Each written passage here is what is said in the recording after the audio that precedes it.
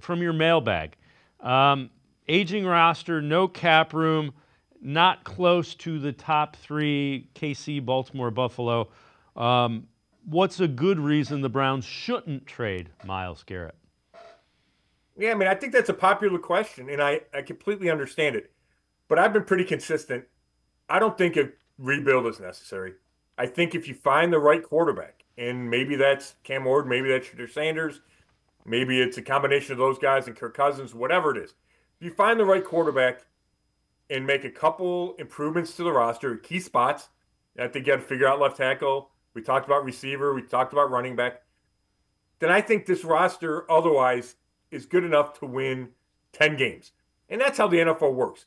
I don't think the Browns are a bottom feeder team in the NFL. I go back to 2023 with a lot of the same guys. They won 11 games and made the playoffs. I think that is doable again with much better play at quarterback. You know, they shouldn't turn the ball over nearly as much as they did last year. They should turn it over as a defense, force more turnovers. You know, that's a little bit cyclical, and that makes a huge difference in wins and losses. So I just think the Browns are better than 3-14 with the right quarterback. It can boost them. And if you think you can win 10 games, then I certainly am not trading the best player on my team for what I don't think would be proper value. I don't think you're getting proper value back for Myles Garrett. I would not go into some teardown. You know, they have the number 2 pick in the draft. Like that's the point of a teardown is to get that kind of pick. So I think they're already kind of there by mistake and that or by happenstance. And Dan Lowry from cleveland.com pointed that out, and I completely agree with him. So you already have the number 2 pick. You already got 11 draft picks.